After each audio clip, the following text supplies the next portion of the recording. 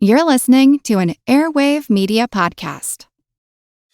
Hey, it's Paris. You know I love sparkly things, right? Like stars. Duh. And thanks to Hilton and AutoCamp, I just slept under them. Picture me, serving looks by the fire outside my luxurious Airstream, making s'mores with the kids, while a national park is our backdrop. The great outdoors meets Hilton hospitality. That's hot. Explore all the new ways to stay at Hilton.com. Hilton for the stay.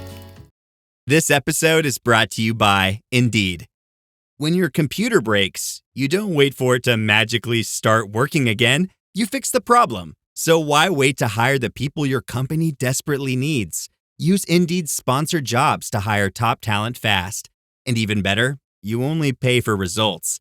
There's no need to wait. Speed up your hiring with a $75 sponsored job credit at Indeed.com/podcast. Terms and conditions apply.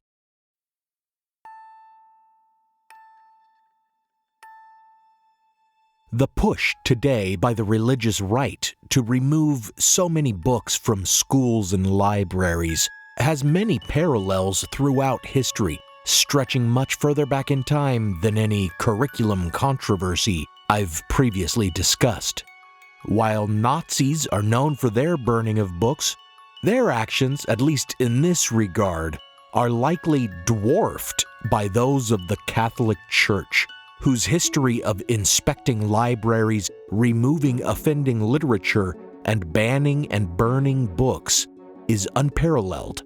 In 1966, Pope Paul VI discontinued a long-standing and frequently updated list of authors and works that were forbidden by the Catholic Church. This Index Librorum Prohibitorum included the names of many playwrights, novelists, philosophers, and theologians, specifically any whose works were deemed morally objectionable or heretical. This index, and others like it, have a long history, going all the way back to the Inquisition, when many of the works included in their earliest versions were more magical in nature. Many of the books banned by the Spanish Inquisitor Fernando de Valdez y Salas in 1559, for example, were books believed to be instruction manuals for the practice of black magic. Grimoires, they were called. Among the most popular of these magic handbooks was one attributed to the biblical King Solomon, the son of King David, thought to have reigned in ancient Israel sometime between 970 and 920 BCE. Indeed, there have been numerous books of magic attributed to King Solomon, each with a variety of different names, some said to be separate works and others believed to be variations of the same. In the 17th century, a book called The Secrets of Solomon was seized by the Venetian Inquisition and said to be a handbook for practicing witches. This may have been a version of the Lemegeton Clavicula Salomonis, the lesser key of Solomon, thought to have been authored in the 1600s, or it may have been a version of an earlier work which inspired the lesser key, Clavicula Salomonis, the greater key of Solomon. This work appears to have been authored not in antiquity, but during the Italian Renaissance, in the 14th or 15th centuries. Certainly earlier pseudepigraphal works had inspired this one as well, such as the Hygromantia, or Magical Treatise of Solomon, which may date back even to the 13th century. Some version of this book, under the name The Book of Solomon, is said to have been ordered by Pope Innocent VI to be burned during the 1300s. The various versions of the Keys of Solomon provide instructions for the practitioner of magic, directing them in purification rituals and how to prepare the tools they will require. They collect incantations like recipes, demonstrating how to cast spells that invoke rain, conjure gold coins, make oneself invisible, instill love, and curse enemies. And perhaps most offensive to the church, they name and describe many demons and teach the magician how to summon them and how to compel them to do their bidding. The question this begs is not why the church would ban such literature, but how the figure of Solomon, presented in the Bible as a wise and holy king favored by the Judeo-Christian God above all other men, came to be associated with black magic. This is Historical Blindness. I'm Nathaniel Lloyd, and once again I return to the ancient volumes of the Encyclopedia Grimoria to better understand the mythology of magic. Under S, we find the key to the secrets of King Solomon.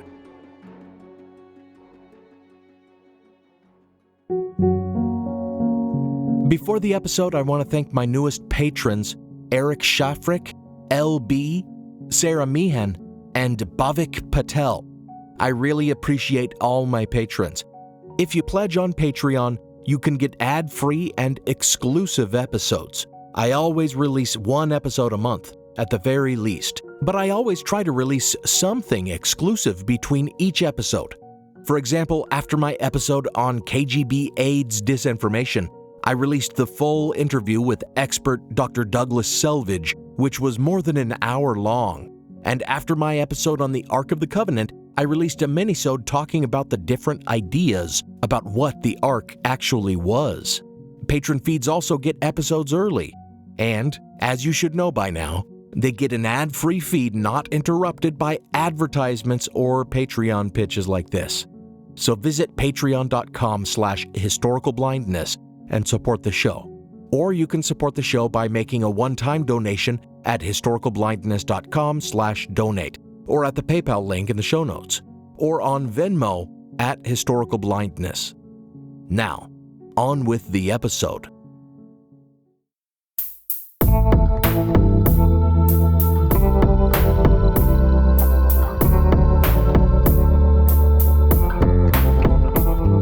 Welcome to Historical Blindness. According to the lore of magic, King Solomon was not only a master magician, he was the originator of some magics. Just as Zoroaster is viewed as the first magus and inventor of astrology, and Hermes Trismegistus the first alchemist, King Solomon is thought of as the originator of more than one form of magic, such as ars notoria, the magical art of supernaturally achieving knowledge, and perhaps more importantly, ars goetia, the ritual magic used to summon and bind demons and thus obtain favors from them. As we will see, though, much like those of Zoroaster and Hermes Trismegistus, the legend of King Solomon's contributions to magic prove impossible to credit upon closer examination. This should be apparent even at the outset, as we see the legend evolve into folklore about King Solomon that rivals even the most fantastical of fairy tales. Anyone who attended Sunday school knows that the wisdom of King Solomon is legendary, and we already know that he is associated with many magical artifacts, for he had possession of the Ark of the Covenant, for which he built a permanent temple in Jerusalem. But according to the magical myth of Solomon, which developed out of numerous traditions in multiple cultures, God granted him supernatural wisdom, like a superpower, including even the ability to talk with animals and to command spirits. From angels, he received 4 magical stones, one that gave him power over the animal kingdom, one that empowered him to move heaven and earth, one that granted him dominion over all angels, and one that enabled him to bind even demons to his service. Like Thanos, he united these stones into a ring that made him the most powerful human of all time. He possessed also the Philosopher's Stone, it was believed by others, and thus was able to create gold and riches. And with this great wealth and power, he built many wonders, forcing demons to complete the labor on his behalf. Not only did he build the Temple of Jerusalem in this manner, but also mythical constructions like the walled City of Copper, a vast and secret city built to contain all his treasures and books of arcane wisdom. Even if the city were ever found, as it is said has happened before, no mortal man can penetrate its walls without dying of laughter. How King Solomon himself might have visited this marvelous place is clear though, for like a tale out of the 1001 Nights, he rode a flying carpet, carried aloft either by the demons at his command or by the winds that he could tame, depending on what source you read. In total, he was an ancient superhero, and his legend would provide the background for quite the adventure story. But where does all this come from? As mentioned, those who only know Solomon from the Bible know him only as the wise king, a writer of songs, lauded for his clever judgment, the builder of the first temple, arrayed in riches and luxuries, and known for his sexual escapades. Unsurprisingly, there is no biblical basis for these fanciful legends.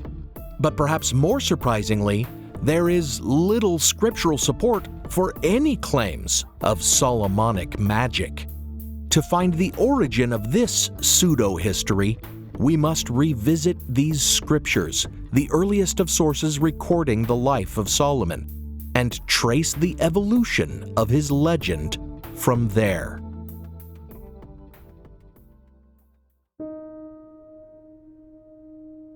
The books of the Bible that give us a portrait of Solomon are the first book of Kings and the second book of Chronicles. Additionally, the book of Proverbs is attributed to him, as is, of course, the Song of Solomon. The story told of Solomon in the Bible centers around his wisdom and his building of the temple, as well as his lusting after foreign women, like the Queen of Sheba. It is emphasized that his great sin was not so much his marrying of foreign women, but that he thereafter built temples for their foreign gods. This is given as the reason for the secession of the northern tribes and the division of his kingdom into the kingdom of Judah, ruled by his son Rehoboam after his death, and the separate northern kingdom of Israel, inhabitants of which would later be deported after its conquest, thereby creating the idea of the lost tribes of Israel, as I spoke about in my series on the subject. The image of Solomon in the Bible gives no indication of the esoteric magus he would later become, but there are present the seeds of the idea, which would later be developed through exegesis and adaptation to the values of future eras and cultures. For example, Solomon receives his wisdom in a divine vision, during which he requests it of God. Already here we find the idea that he was gifted some supernatural faculties in a kind of celestial encounter, and it is easy to see how this would later be transformed into the fantasy tales I've already described. While millennia later, this wisdom would be interpreted as arcane knowledge, in Kings and Chronicles, it is very clearly the practical wisdom to be a just ruler, depicted in the stories of his judgments, such as the famous example when two women come to him, both claiming to be the mother of a certain child, and Solomon suggests cutting the child in half, simply to discern who the real mother is by their different reactions. But even these scriptures, the earliest records about Solomon, cannot be relied on as accurate historical portrayals, as we already see a process of shaping his legend to suit the author's purposes, and the tendency to attribute to him works he did not write.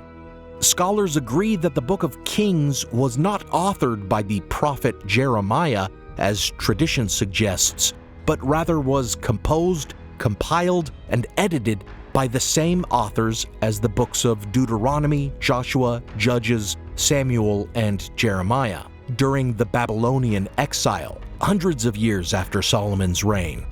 There is even analysis of Kings that suggests it was redacted from some unknown source material, edited to depict Solomon as a kind of idealized, universal king of all humanity, but also to emphasize his sin and blame him for the division of the kingdom.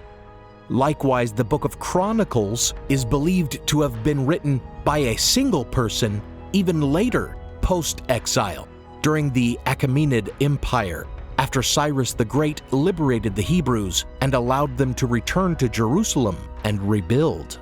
This author presents an even more mundane version of Solomon, idealizing him as the best of Jewish kings, but not so much as the perfect king of kings. As for the Book of Proverbs, which appears to display the preternatural wisdom of Solomon, and Song of Solomon, also called Song of Songs, which is basically an erotic poem that demonstrates Solomon's lustful nature, debate rages regarding whether these were unified works or collections, with most scholars agreeing that they are certainly later pseudepigraphal works attributed to Solomon. Thus, even in the Bible, among the very first pieces of writing related to Solomon, we already see him being credited with writing things he did not write.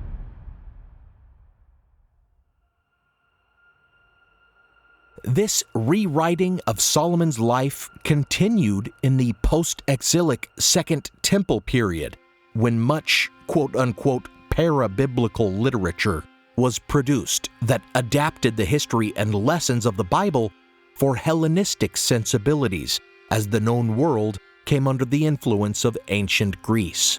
Works such as the Wisdom of Ben Sira, Eupolemus's work concerning the kings of Judea, and of course Flavius Josephus's Jewish Antiquities again emphasized the wisdom of Solomon, but in a more Hellenized sense. This wisdom is conceived of not just as practical political skill, but also as a knowledge of physical sciences and of divine and philosophical truths.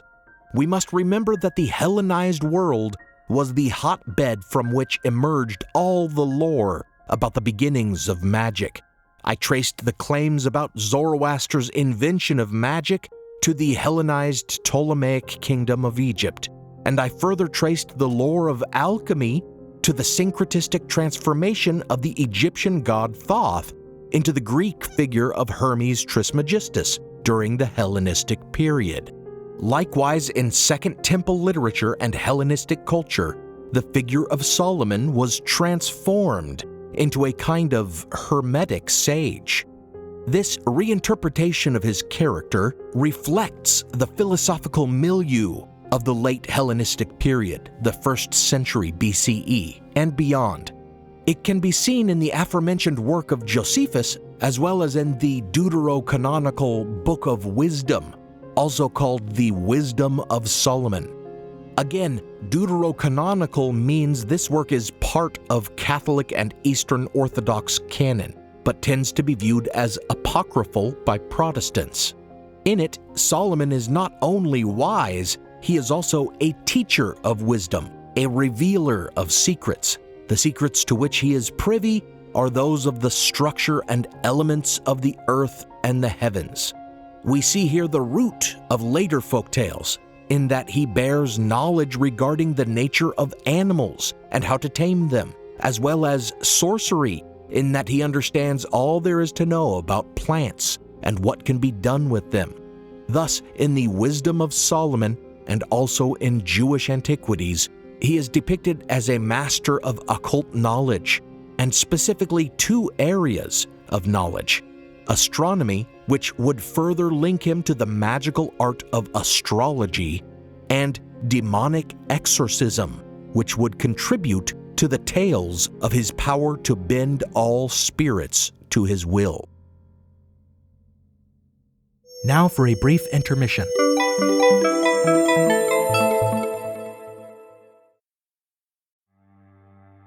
As listeners of Historical Blindness, you're no strangers to the fact that history is a lens through which we can better understand the present. Or as Shakespeare put it, what's past is prologue. History is the indispensable context without which we cannot hope to truly understand current events. You understand that, and so do the creators of the American Scandal podcast. Every season, they immerse listeners in the biggest controversies in U.S. history, helping us understand America's dark side and learn from its troubled past. Its latest season, Ruby Ridge Standoff, delves into an incident that sowed the seeds for the rise of the modern radical right. It transports you to 1992, where in a remote corner of Idaho, federal law enforcement surround a small cabin. They've come for Randy Weaver, a survivalist who took his family to the mountains in anticipation of the apocalypse. A simple weapons charge brought the agents here, but the situation is about to explode into a deadly and tragic standoff that will later become a rallying cry for far-right extremists, fueling distrust and violent anti-government sentiment for decades. Follow American Scandal on the Wondery app or wherever you get your podcasts. You can binge all episodes of American Scandal's Ruby Ridge Standoff early and ad-free right now on Wondery Plus. Every summer, I'm careful to avoid getting burned. My summer plans always include applying sunscreen so I can attend barbecues and protests without worrying about getting scorched. And when I make my plans by making phone calls, I also don't want to get burned by an outrageous wireless bill. That's why I switched to a Mint Mobile plan and saved enough to take a summer vacation. With Mint, I found no difference in speed or coverage, just a big difference in cost. And right now, you can switch to a Mint wireless plan like me to avoid sweating those surprise charges and overages. You'll just be chillin' with Mint's offer of 3 months premium service on the nation's largest 5G network for just $15 a month. With high-speed data and unlimited talk and text, it might just be the coolest thing happening this summer.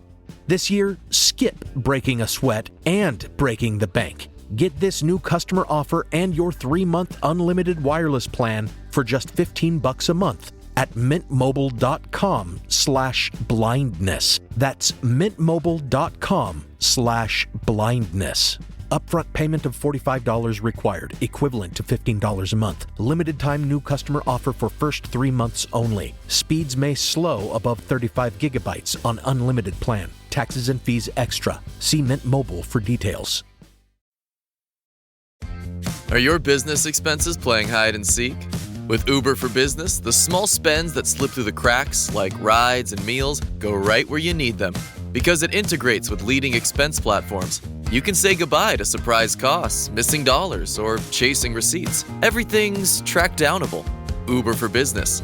Make small steps that make a big impact. Learn more at uber.com/small steps. Now, back to the show.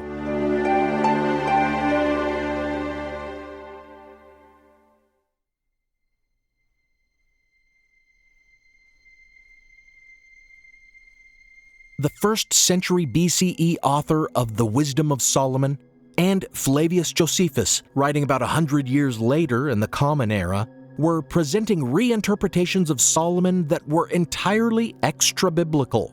However, they were likely deriving their portraits of the king from Jewish traditions that had developed during the Second Temple period, especially among Jews in Hellenized Egypt. The portrait of Solomon as a powerful exorcist certainly goes hand in hand with the portrait of him as being endowed with esoteric knowledge like a hermetic sage, as his power over demons was said to come from his knowledge of their nature and their names. However, there already existed some Jewish traditions connecting kingship with exorcism. In the story of Solomon's father, David, who in the book of Samuel soothed an evil spirit in King Saul by playing his harp, thereby setting him on the path to succeed the king. This was likely not the only source of the depiction of Solomon as an exorcist, though. In part, it must have been derived from the tendency in Hellenistic culture to portray kings as divine and capable of performing miracles. And in even larger part, it represents a syncretism of ideas that were very popular in the Hellenized world regarding the hierarchies of demonology and angelology. In short, it just made sense, if Solomon was a great king endowed with divine wisdom, that he be a demonologist and be capable of performing the miracle of exorcism. The oldest Second Temple literature portraying Solomon as an exorcist was not found until modern times in a cave in Qumran. These apocryphal psalms, which date to between 50 and 70 CE, read somewhat like instructions for casting out demons, and talk of Solomon invoking the name of God and asking the name of the demon in order to command it. A few decades later, in the 90s of the 1st century CE, Josephus included in his Jewish Antiquities an account of an exorcism performed by a man named Eleazar, who cast out demons in the name of Solomon, speaking incantations the text says were written by Solomon, and pressing a ring said to bear the seal of Solomon to the possessed man's nose.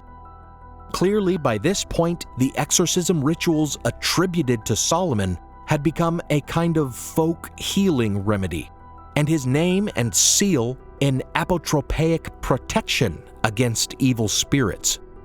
Interestingly, we see here a ring, though not the magical ring gifted by angels to endow Solomon with power over all things. Rather, it seems perhaps many such rings may have been made and used in such rituals, their power thought to derive from the quote-unquote seal engraved on it. Here we find the myth of Solomon's ring and his power over demons in its infancy. Over the following centuries, many apotropaic amulets would be inscribed with the names of demons, following the Solomonic exorcism ritual, and would even claim to bear the seal given to Solomon to ward off demons. Sometime after the 1st century CE, likely in the period of late antiquity between the 3rd and 6th centuries, we find this legend fully formed in the fragments later collected in the Middle Ages as the pseudepigraphal work called the Testament of Solomon, which not only has him wielding his magic ring, but also compiles an entire demonology with the names of each offending spirit, the nature of their activities, and specific prescriptions for exorcising them.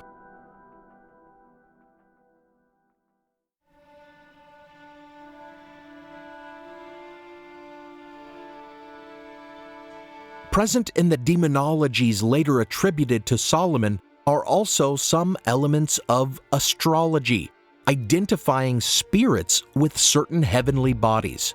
While incantations and seals for warding against and exorcising demons certainly was a kind of miracle and magic, and would develop through the centuries to be represented as a different kind of magic, the binding and commanding of spirits to do one's will, it may seem rather less occult today, since priests still claim to cast demons out of people. Such is the case as well with astrology, a kind of divination magic, which, as we discussed in my previous volume in this series on Zoroaster, was thought to be one of the oldest forms of magic, invented by the Magi, from whom we derive the word for magic. In the Testament of Solomon, the view of Solomon as astrologer is definitely present. In it, he refers to planets and their identification with demons, and he even refers to the signs of the zodiac. The tradition is further developed in the Hygromantia, or magical treatise of Solomon, a work that appears to bridge the Hermetic sage and exorcist Solomon of late antiquity with the all-out sorcerer and alchemist Solomon of the late Middle Ages and Renaissance. In some ways, this portrayal of Solomon also has its roots in the Bible, as in 1 Kings 5:10, it is claimed that, quote, Solomon's wisdom excelled the wisdom of all the children of the East and all the wisdom of Egypt, end quote. As Midrashic commentaries have emphasized, The wisdom of the East and Egypt was astrological in nature, so it would only make sense then that Solomon's surpassing wisdom also partook of this kind of divination and augury. And in the magical treatise, we can even find evidence of the further evolution of this depiction of Solomon as magus. The Hygromantia is a Greek work, but portions of it appear to have Italian influence and to have been added later in the early Middle Ages.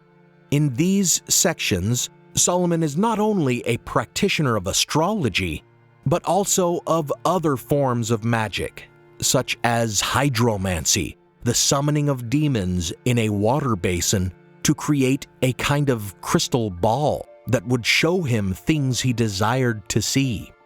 Here we have the notion of his control of demons that had evolved from the view of Solomon as exorcist, combined with a form of divination evolved from the view of Solomon as astrologer, syncretized in such a way that we see Solomon compelling demons to do him favors. Thus, the image of Solomon, the commander of demons, master of Ars Goetia, is forged.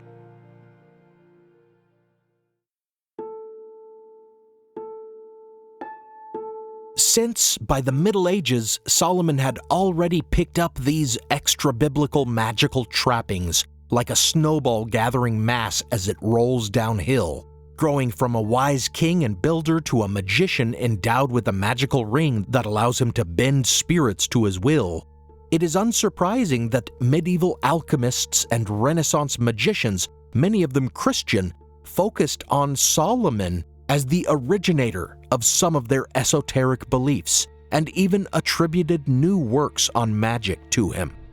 In Hellenistic Egypt, the alchemists and writers who immortalized alchemical lore looked not just to the mythological figure of Hermes Trismegistus as the progenitor of their art, but also to biblical figures. They were very familiar with the Greek translation of the Bible, and as their Hermetic perspective taught them to seek mystery and symbolism in everything, they looked to the scriptures, seeing in the Genesis narrative of creation an analog for their great work of transmuting base metals into gold. They even went so far as to write the protagonist of their mythos, Hermes Trismegistus, into the lineage of antediluvian heroes, claiming he was a grandson of Noah who preserved the ancient knowledge of alchemy revealed to mankind. This adaptation of the Bible to suit the purposes of alchemists began in Alexandria toward the end of the 3rd century CE and into the beginning of the next by Zosimos of Panopolis, a Gnostic mystic and alchemist who invented entire traditions in his prolific writings, which survive only in fragments today. Zosimos combined Hermetic ideas with the Gnostic view prevalent during the time that the secrets of the universe, including alchemy, had been shared with humanity by the fallen angels who lay with human women mentioned in Genesis as well as various apocrypha. If you want to learn more about Gnosticism, listen to my episode Gnostic Genesis. And for more on the wild traditions about these fallen angels, find my 2-part series No Bones About It on giants, as well as my episode on the secrets of Enoch. Much of what we know of Gnostic tradition comes from the Nag Hammadi Library, a trove of ancient codices whose discovery rivals that of the Dead Sea Scrolls, and some of the demonological and astrological material that has been attributed to Solomon seems to have been echoed in or even have been derived from these Gnostic traditions about the spiritual forces in the world and their identification with certain planets. Thus, already in Zosimos' time, the traditions surrounding Solomon were being incorporated into new belief structures. The writings of Zosimos, who combined Christian Gnosticism with Hermeticism and sought to tie the practices of alchemy to the Old Testament, talk of Solomon binding demons not with a ring or a seal or even in a water basin, but in sealed bottles that he specially made on instructions from angels by mixing silver, copper, gold, and a mystery metal called orichalcum into a magical kind of electrum alloy. Thus, Zosimos takes the myth of Solomon the demon binder and turns him into an ancient alchemist. He even in one work refers to some supposedly ancient and conveniently lost book purportedly written by Solomon that is said to have detailed the many uses of quicksilver. As the legend of Solomon grew among alchemists, they saw meaning in every part of his story.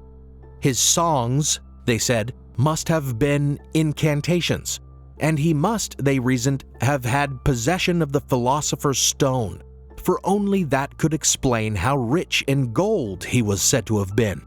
So, scouring the scriptures, they fell on a verse in 1 Chronicles that talks of King David collecting wealth for the future temple Solomon was to build, which mentions, quote, all sorts of precious stones, end quote, whose original Hebrew referred to, quote, stones of Puk, end quote, a term whose true meaning has been lost to time.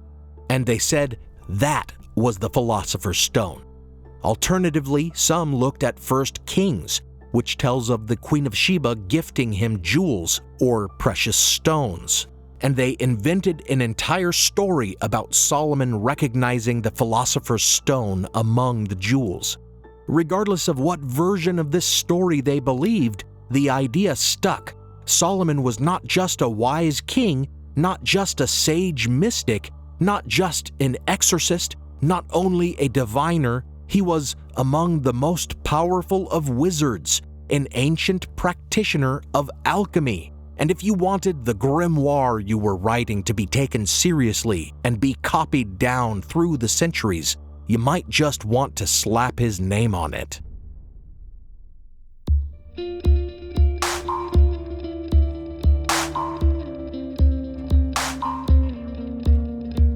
The legend of King Solomon and his place in the vast myth complex about magic is a truly global phenomenon. It had its beginnings in ancient Israel with what must have been a real man, and his memory was edited and redacted for political and cultural purposes in the Second Temple period. Thereafter, with the Greek influence on the Hellenized world, his legend continued to evolve and to incorporate new views of wisdom and kingship along the way, until he came to be viewed as a kind of esoteric guru, like Hermes Trismegistus, and an astrologer, like the ancient Zoroaster, and an exorcist, like another great sage of the era, Jesus Christ. Indeed, the connections between Christ and these depictions of Solomon are many. Both were exorcists, and both were teachers of sage wisdom. Indeed, both were called the Son of David. Solomon because he was literally the successor of David and fruit of his loins, and Christ because he was said to be of Davidic descent. Indeed, some apocryphal texts go further in identifying the two, such as the Questions of Bartholomew, sometimes thought to be the lost Gospel of Bartholomew, which describes Christ binding demons in fiery chains and torturing them, and even name-dropping Solomon as he does so. It has led some scholars to question whether the development of Christian lore may not have borrowed from the emerging lore of King Solomon in an effort to legitimize Christ as a kind of new Solomon, King of the Jews and King of Kings. Certainly, the evolution of the Solomonic legend is a story of one tradition borrowing from another throughout time, resulting in a syncretistic amalgamation. Other figures that are suggested to have been amalgamated with King Solomon are the legendary Indian king Vikramaditya, or the much mythologized Greek philosopher Apollonius of Tyana, whose legend has also been suggested to be the true origin of the story of Jesus Christ, a theory sometimes called the Jesus myth theory. that I may have to explore in more depth in the future, perhaps in my annual Xmas episode. But the legend of Solomon does not belong to the Jews or even the Christians alone. Certainly the myth complex that depicted him as a mage and alchemist proved quite popular among Jewish mystics and Christian alchemists in the Middle Ages and Renaissance.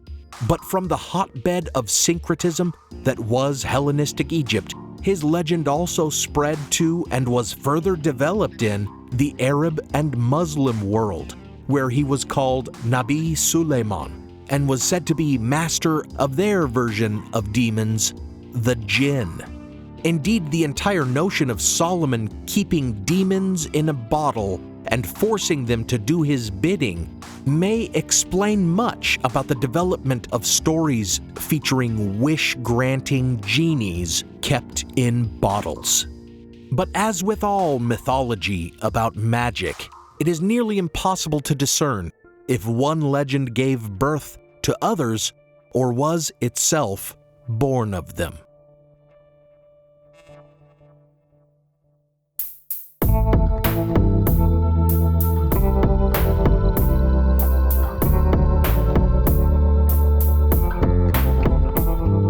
Thanks for listening to Historical Blindness.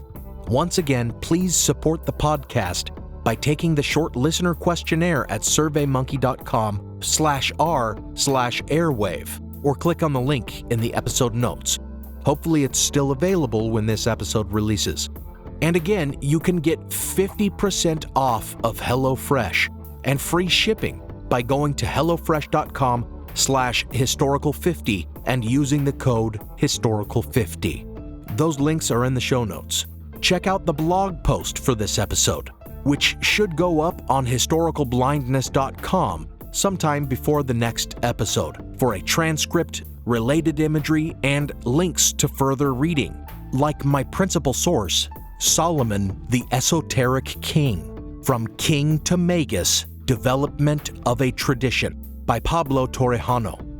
As always, thanks go out to my partner patrons, Diane Lane, Joe Escott, Sean Munger, Devlin Hoff, Michael Markham, Jessica Reeves, Fred from Colorado, Robin Naggett, Mateo M. Impey, Rebecca, Don Mundus, Eunice Allen Bradley, Juliet O'Connor, Jonathan Williams, Joshua Luddington, Logan Houlihan, Lily Powers, Lonnie Coffer, Ralph Fenn, Ama, Lee Holland, Christine Gundlach, and Kevin Osborne. Just as the legend of Solomon grew by oral tradition, so too I hope you are spreading the word about this podcast. This podcast is part of the Airwave Media Podcast Network. Visit airwavemedia.com to listen and subscribe to their other fine shows, like The Ancient World and the History of Egypt podcast. Some music on this episode is by Kai Engel, licensed under a Creative Commons Attribution license. Check out the show notes for a list of the tracks used. You can support the show by pledging on Patreon or by donating on PayPal. Find those links in the show notes, or find me on Venmo at Historical Blindness. Until next time, remember, in the long history of the world, the tradition that magic was real may be the most popular of myths, spanning all cultures and peoples. Even today, there are those who buy copies of the Key of Solomon from occult bookshops and think they're unlocking some ancient secrets, when really they're just skimming some old balderdash and not really understanding half of it. This episode is brought to you by Bluehost. You might not be a tech genius, but you want the website for your business to crush it. Thankfully, Bluehost makes it easy. Customized, optimized, and monetized. Everything exactly how you want with AI. Your site can be up within minutes, and the search engine tools even help you get more site visitors. Whatever your passion project is, set it up with Bluehost. With their 30-day money-back guarantee, what have you got to lose? Head to Bluehost.com to start now. What does Sputnik have to do with student loans? How did a set of trembling hands end the Soviet Union? How did inflation kill moon bases? And how did a former president decide to run for a second non-consecutive term? These are among the topics we deal with on the My History Can Beat Up Your Politics podcast. We tell stories of history that relate to today's news events. Give a listen. My History Can Beat Up Your Politics, wherever you get podcasts.